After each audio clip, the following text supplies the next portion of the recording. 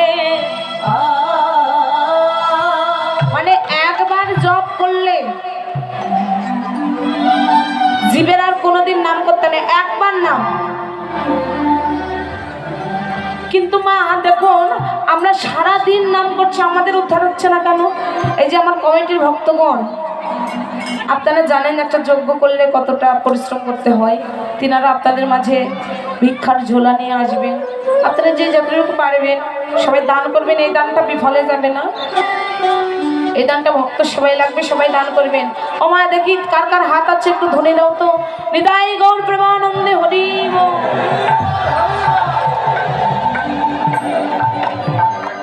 তাহলে নাম করছি, নামের ক্রিয়া হচ্ছে না, কৃপা হচ্ছে না কেন? নাম করছি বাবা, কিন্তু নামের স্বরূপ জেনে তো নাম করছি না। ভক্তিশাস্ত্র বললেন, স্বরূপের আশ্রয় যে পারে লইতে, সেই জন পারে শ্রী বৃন্দাবনে প্রবেশিতে। ইহা যদি হয় শাস্ত্রের ভাষা, তাহলে আমরা নাম করছি কিন্তু নামের স্বরূপ জানছি না। জানছি মা, গুরু আশ্রয় করছি কিন্তু গুরু আশ্রয় স্বরূপ আপনারা অনেকে জানেন, অনেকে জানছেন না। এটা করলে তো হবে না মা। মহাজন বললেন, জীবের নিস্তার লাগে নন্দ সুত হরি, এই ভুবনে প্রকাশ হলেন শ্রী গুরু রূপ ধরি। মহিমাতে গুরু কৃষ্ণ সমতুল্য জ্ঞান, গুরু আজ্ঞারিদে করি সত্য পরিমাণ। কৃষ্ণ রুষ্ট হইলে গুরু রাখিবার পারে, গুরু রুষ্ট হইলে কৃষ্ণ রাখিবার নারে। গুরুকে অরস্য জ্ঞানে করো না কখনো, গুরু নিন্দা করলে যেন না করো শ্রবণ। গুরু নিন্দা যথা হয় তথা না যাইব, গুরু নিন্দুকেরই মুখ কভু না হেরিব। তবেই হতে পারবে তুমি পরম বৈষ্ণব।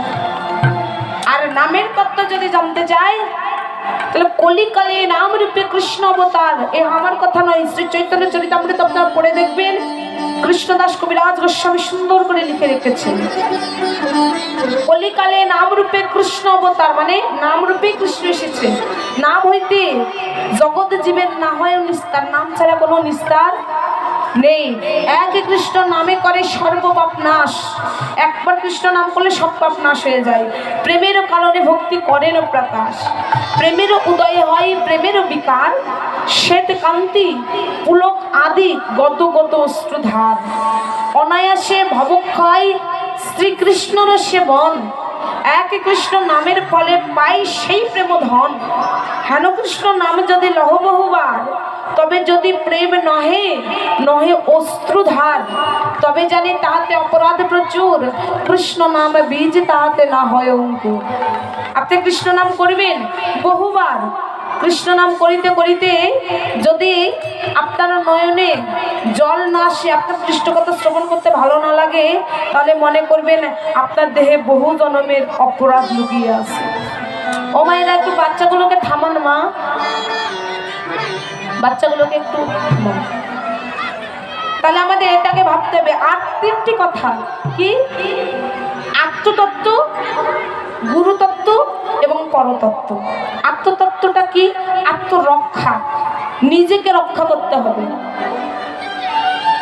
নিজেকে রক্ষা মানে আত্মরক্ষা, নিজের স্বরূপ জানা। যেমন আমি যদি আপনাকে জিজ্ঞাসা করি যে দাদা ভাই আপনার নাম কি, বা আপনারা জিজ্ঞাসা করলেন দিদি আপনার নাম কি, অথবা মা আপনার নাম কি, বলি না আমার নাম স্মৃতি। আপনারা যদি বলেন মা 3.5 দেহের মধ্যে তুমি স্মৃতিটুকু বাহির করে দেখাও, আসেন আসেন বলে দিয়েছি। ওনারা একটু কালেকশন করবে, আপনারা সবাই দান করবেন। হরি বল। বললেন এই স্মৃতিটু আপনি যদি আমাকে বলেন 3.5 দেহের মধ্যে তোমার নামটা বাহির করে দেখাও, আমি কি পারবো দেখাতে? কি বলবো? বলবো এটা চোখ, এটা নাক, এটা মুখ, বক্ষ, হস্ত, চরণ, বলবো না? আমি কি আমার নামটা বাহির করে দেখাতে পারবো? পারবো না। এই আত্মস্বরূপ, নিজেকে নিজে চেনা, এই আত্মস্বরূপ জানার জন্যই কেবল গুরু চরণ আশ্রয় করে। গুরু ভক্তি তত্ত্ব সুধাই বললেন, কোথায় গুরুর জন্ম হলো, কোথায় তার বাস, কি তত্ত্ব জানিয়া তুমি হইলে তার চরণের দাস।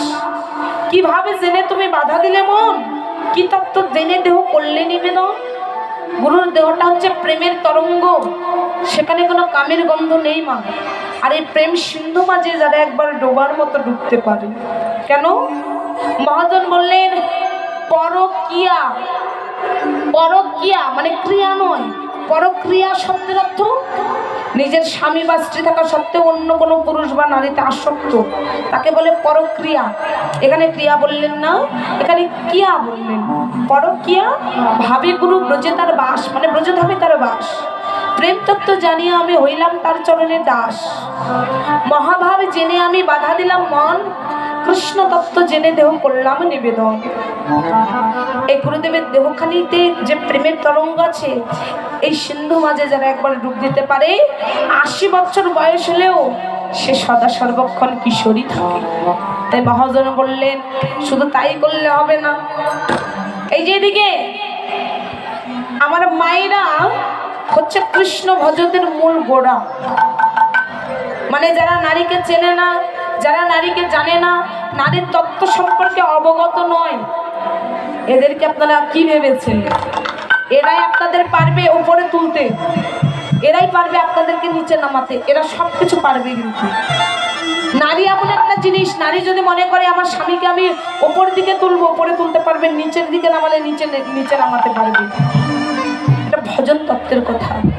তবে মা এদিকে আপনারা মনে করছেন কীর্তনী আমার তো ভালোই বলছে, আমাদের পক্ষ নিচ্ছে ভুল কথা। নারী কটা গো? জগতে নারী আছে ৭২,০০০, তার মধ্যে মহাজন বাছাই করে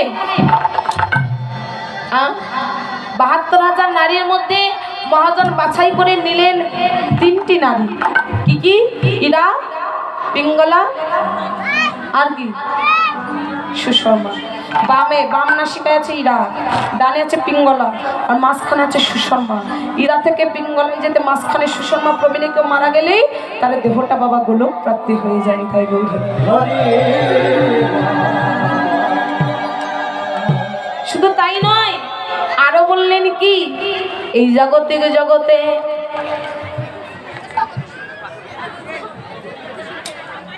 নারীর সৃজনায় অতি সে কঠিন, কেবা সেই বুঝিবে তাই বুঝিতে অবধি নারী লেগ বিধি বিষ অমৃত একই ভাণ্ডে রয়।